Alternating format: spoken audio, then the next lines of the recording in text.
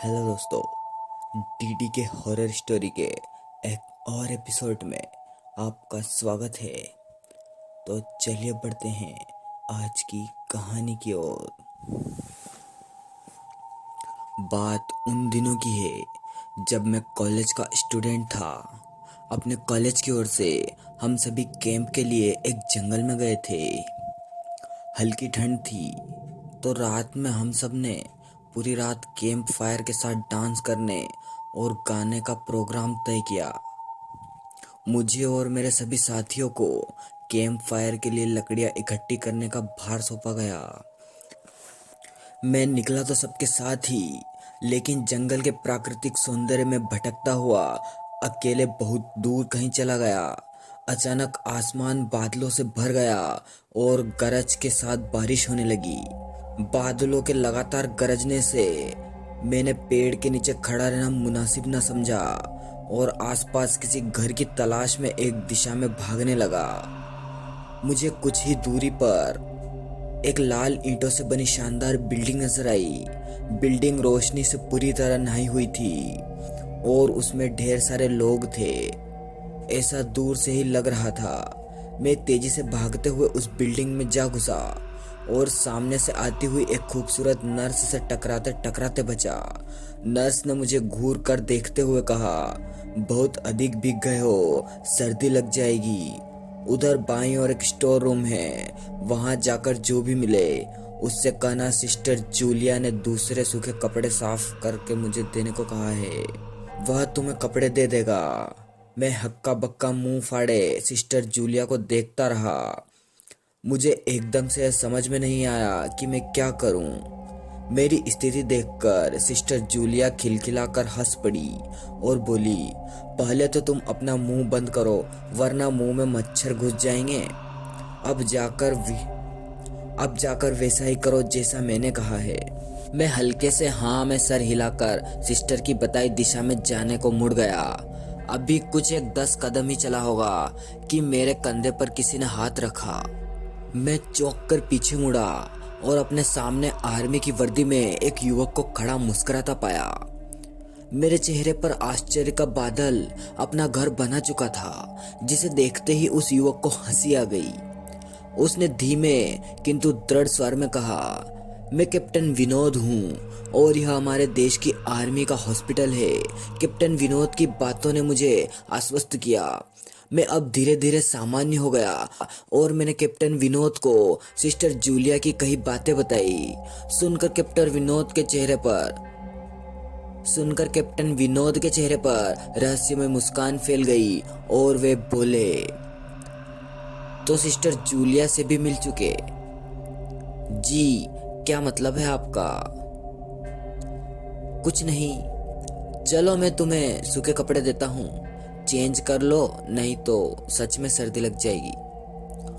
और मैं कैप्टन विनोद के पीछे पीछे एक बड़े से कमरे में पहुंच गया। कमरे में चारों ओर हरे रंग के पर्दे लगे हुए थे।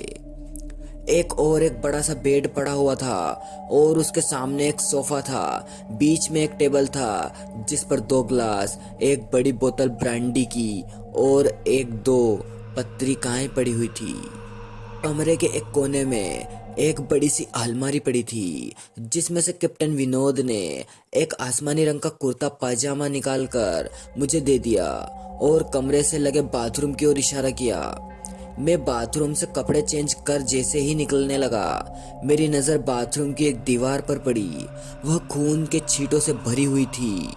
यह देखकर मैं घबरा गया और जल्दी से बाहर निकलने को मुड़ा कि बाथरूम में लगे आईने में खुद को ही देखकर चौंक गया। आईने में मेरा पूरा शरीर तो नजर आ रहा था, लेकिन मेरे शरीर पर से मेरा सर गायब था। अब मुझे डर लगने लगा और मैं हड़बड़ाकर बाथरूम से निकल गया। मुझे इस तरह बाहर निकलते देख कैप्टन विनोद ने हंसकर पूछा, क्या हुआ? अरे हाँ, तुमने तो अब तक मुझे अपना नाम ही नहीं बताया। कहाँ जाओगे? बाहर बहुत तेज बारिश हो रही है, लेकिन तुम जाना क्यों चाहते हो? अचानक यह मैं समझ नहीं पा रहा हूँ। कैप्टन विनोद, आपकी बाथरूम की एक दीवार पूरी खून के छींटों से भरी पड़ी हुई है। और आपके बाथरूम में लगा आईना भी कुछ अजीब सा है। उसमें मुझे मेरा पूरा शरीर तो दिखाई दे रहा है, लेकिन मेरा सर ही गायब था। मैं अब बिल्कुल भी नहीं रुकूंगा यहाँ, बारिश में ही भीगता हुआ अपने कैंप तक जाऊंगा। कहते हुए मैं कमरे के बाहर जाने वाला दरवाजे की ओर बढ़ा। रुको! तभी कैप्टन विनोद की कड़कती आवाज गूंजी। तो तुमने सब कुछ देख ही लिया?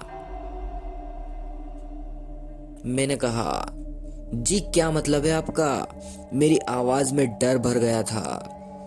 मतलब चाहे जो भी हो, तुम तब तक यहाँ से नहीं जा सकते जब तक मैं तुम्हें कुछ बता न दूं। क, क, क, क्या बताना चाहते हैं आप, जो आज तक कोई न जान सका? जो आज तक कोई न जान सका, वह मैं जानकर क्या करूंगा? प्लीज अब मुझे जाने दें। मैं डर से रुआंसा हो गया। कैप्टन विनोद ने कहा, नहीं, बिल्कुल भी नहीं। और तुम्हें मुझसे डरने की भी कोई जरूरत नहीं। सैनिक सबकी रक्षा के लिए होते हैं। मैं भी तुम्हारी सुरक्षा ही कर रहा हूँ। कैप्टन विनोद के स्वर में कोमलता थी। आओ मेरे साथ, इस सोफे पर बैठ जाओ। मैं तुम्हें एक कहानी सुनाता हूँ। कहानी खत्म होते ही मैं तुम्हें तुम्हारे कैंप तक जीप से छोड़ जाऊंगा। वैसे भी तुम अपने साथियों से काफी आगे निकल आए हो। वहां तक तुम अब चलकर शायद ही पहुंच पाओ। कैप्टन विनोद के स्वर में जाने कैसी आश्वस्ति थी। मैं जाकर उनके बगल में बैठ गया। कैप्टन विनोद ने कहना शुरू किया, दुश्मनों ने धोखे से हमारे अस्पताल को अपना निशाना बनाया। दुश्मन देश के 2 सैनिक हमारे सैनिक के वेश में एक हमारे ही घायल सैनिक को लेकर आए। वह घायल था और हमारे देश की सेना ने वह घायल था और हमारे देश की सेना ने उसे बहुत ढूंढा, लेकिन नहीं मिला था। शायद साजिश के तहत उसे घायल होते हुए ही घुसपैठियों ने कहीं छुपा दिया था। अचानक अपने खोए सैनिक को अपने हॉस्पिटल में पाकर सभी खुश हो गए और बिना अधिक पड़ताल किए हॉस्पिटल के गेस्ट रूम में घायल को लेकर आने वाले छद्मवेशधारियों को ठहरने की इजाजत दे दी। अभी उस सैनिक का इलाज चल ही रहा था कि जोरों का ब्लास्ट हुआ और पूरा हॉस्पिटल एक पल में खंडहर में तब्दील हो गया। लेकिन हॉस्पिटल तो अपनी शानदार स्थिति में खड़ा है। मेरी बातों को अनसुना कर कैप्टन विनोद ने अपनी बात जारी रखी। कोई नहीं बचा उस ब्लास्ट में। दीवार पर पड़े खून के छींटे भी उसी ब्लास्ट में मारे गए हॉस्पिटल कर्मचारियों के हैं। हाँ, पर यह हॉस्पिटल तो मुझे खंडर नहीं लगता। जवाब में कैप्टन विनोद के चेहरे पर रहस्य भरी मुस्कान फैल गई और उनका चेहरा अजीब से भावों से भर गया। मैं उनके चेहरे को देखकर अंदर से दहल गया। फिर भी मैंने हिम्मत कर पूछा, आप उस ब्लास्ट में बच कैसे गए? सुनते ही कैप्टन विनोद ठहाका लगाकर हंस पड़े और मुझ पर एक भरपूर नजर डालते हुए कहा, यह कहानी आज से मात्र 10 साल पहले की है और मैं तो आज से 50 वर्ष पहले ही मर चुका हूँ।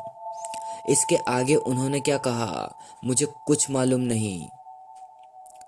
चेहरे पर गीलेपन का एहसास जब काफी हुआ तो मैं जैसे ही नींद से जागा, मुझे घेरे हुए मेरे सभी सहपाठी और टीचर खड़े थे।